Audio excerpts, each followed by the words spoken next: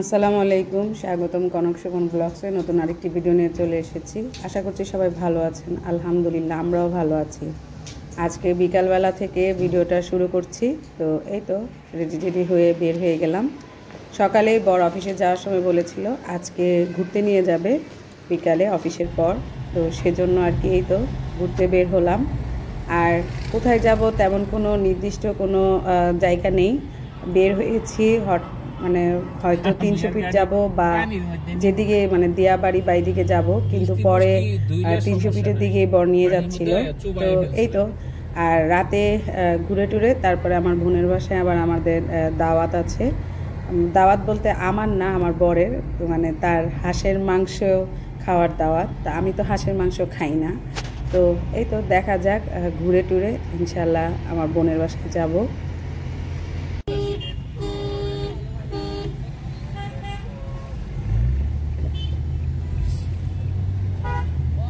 প্রথম আমরা এক্সপ্রেস ওয়েতে উঠতেছি, এলিভেটেড।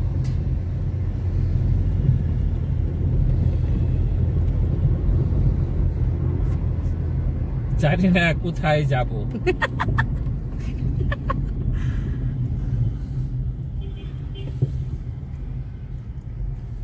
চলো না ঘুরে আসি অজানাতে। দাও দাও দাও, 100 টাকা দাও। আমি দিব কেন? তুমি না আমাকে ঘুরতে নিয়ে যাচ্ছ। দাও 100 দাও। নো নো নো নো, বাকির নাম ফাঁকি। দাও দাও দাও। বিসমিল্লাহ বলে আজকে প্রথম এলিভেটেড এক্সপ্রেস ওয়েতে উঠলাম। দেখা যাক কি হয়।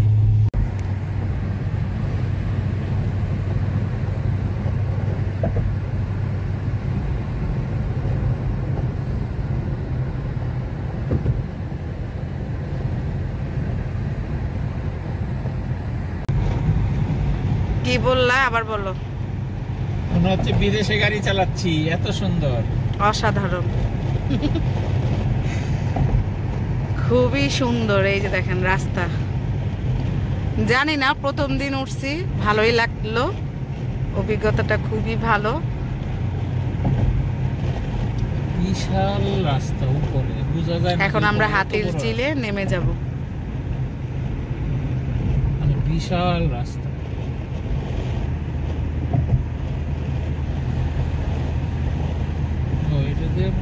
চলে গেছে, একদম ড্যামরার ওইদিকে চলে গেছে। এটা এখনো কমপ্লিট হয়নি। ড্যামরার ওইদিকে চলে গেছে।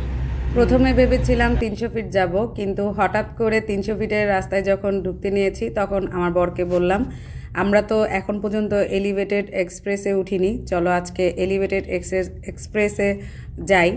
তো যেই বললাম সে বললো যে তাহলে ঠিক আছে। তো 2024 সালে এটা উদ্বোধন হয়েছে।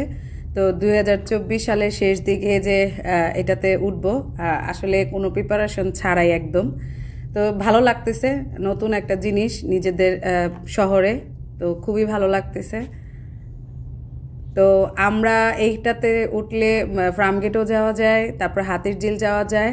তো আমি ওকে বললাম মানে লাস্ট স্টপ মনে হয় হাতির ঝিল, তাই আমি বললাম লাস্ট স্টপ পর্যন্ত যাই তাহলেই হবে। তো এই তো তারপরে আমরা হাতির ঝিলে ঘুরে টুরে হয়তো আমার বোনের বাসায় চলে যাব। তো বোনের বাসায় তো রাতে যাবই, রাতে খাওয়া মানে ডিনারের দাওয়াত। তো এখন বিকালবেলা, মানে বিকাল বলতে সন্ধ্যাবেলা। তো ঘুরতে ঘুরতে তো দেখতেই পাচ্ছেন যে সন্ধ্যা হয়ে গিয়েছে। তো আমরা এই রেস্টুরেন্টে, হাতির ঝিলের এই রেস্টুরেন্টটা এর আগে 2বার এসেছিলাম। এটার খাবার দাবার অনেক ভালো, তো চাইনিজ রেস্টুরেন্ট আর কি। তো এই তো এখানে এসে বসলাম, যে এখানে একটু যেহেতু শীতকাল তো একটু স্যুপ টুপ খেয়ে তারপরে আর কি আপুর বাসায় যাব।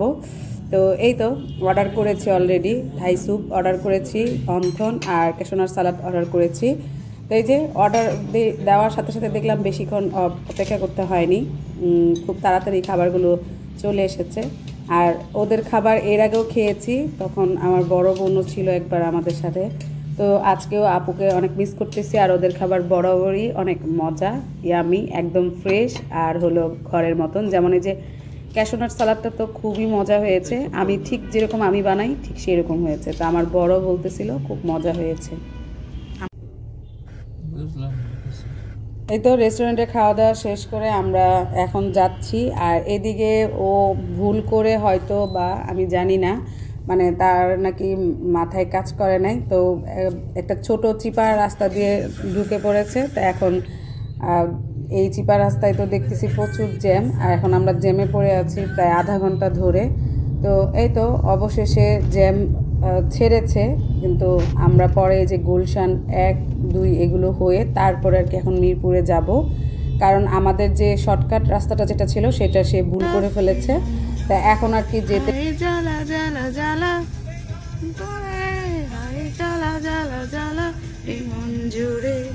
DNCC Gulshan 1 DNCC market. এটা তো তুমি আর আমি আসছিলাম না, না এই যে এইটাতে কথাই তোমাকে আমি বলছিলাম, আর তুমি নিয়ে গেছো কোথায়? এটা গুলশান 1, এটাতে আমাকে নিয়ে আসবা। ওটা হলো গুলশান 2 গেছে। আচ্ছা এটাতে আমাকে নিয়ে আসবা, আমি এটাতে আসবো, এটাতে আমার আসার ইচ্ছা।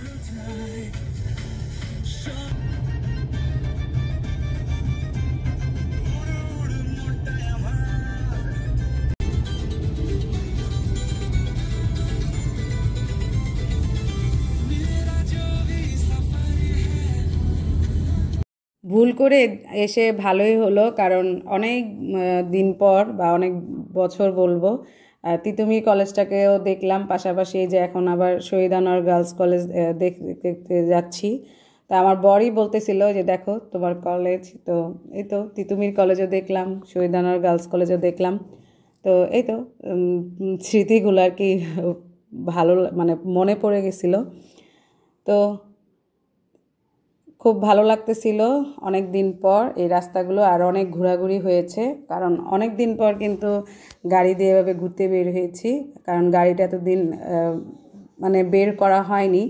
তো এই তো এখন গাড়ি দিয়ে ঘুরে টুরে চলে আসলাম বাসায়, আমার বোনের বাসায়। আর এই যে আমাদের 2 মুন্সি, এটা আপুর 2 ছেলে আর কি, সাকিব শারাফ। তো এই তো ওদেরকে বললাম আসলে তোমাদেরকে একটু ভিডিও করি। ওরা এখন মসজিদ থেকে পড়াশোনা করে এসেছে আর কি, মানে আরবি পড়ে এসেছে। তো আবার আপু চলে যাবে চেম্বারে, যেহেতু সে ডাক্তার, তার চেম্বার আছে সন্ধ্যার পর। তো এই যে এখানে খেতে বসেছি, আপু শোভন সাহেবের জন্য হলুদ মানে যে চাল বিরান যে বলেছি খুব পছন্দ, সেজন্য তার জন্য চাল বিরান করেছে, আমার জন্য কলিজা ভুনা করেছে, আর এই সবার জন্য হাঁস ভুনা করেছে। তো এই তো খাওয়া দাওয়া করি, আর এখন প্রায় 9টা বাজে। আপু অলরেডি খাবার টাবার টেবিলে সাজিয়ে চলে গিয়েছে চেম্বারে। তা আমরা এখন ভাইয়া আর আমরা সবাই মিলে আর কি খাওয়া দাওয়া করতেছি, শুধু আপু বাদে। খাওয়া দাওয়ার পর আবার চলে যাব, কারণ রাত অনেক হয়ে গিয়েছে। আর এই যে 2 ভাইগনা, ওনারাও আমাদের সাথে খেতে বসতেছে আর কি। এটা ছাড়া তো খাওয়া দাওয়ার পরে শারাফ আবার তার এই ব্যাংকটা আমাকে দেখাচ্ছিল, ও নাকি এই ব্যাংক মানে কিনেছে, আবার টাকা জমিয়েছে অনেকগুলো, আমাকে দেখাচ্ছিল। তা আমি আবার ওকে টাকা দিলাম যে ঢুকাও, 20 টাকা দিয়েছি। তো এই যে সে ঢুকাচ্ছে। তো বাচ্চাদের আসলে ছোটকাল থেকে এই সঞ্চয়গুলো শেখানো উচিত আমি মনে করি, কারণ বিপদ আপদ কখন আসে বা তাদের চাহিদাগুলো পূরণ করার জন্য অনেক সময় কখন কোন সময় কোন টাকা লেগে যায় বলা যায় না। তো জানি না কতটুকু কি বলতে পেরেছি। তো আজকের ভিডিওটা এখানেই শেষ করছি, আমরা চলে যাচ্ছি এই যে লিফটে। তো সবাই ভালো থাকবেন, সুস্থ থাকবেন, আল্লাহ হাফেজ।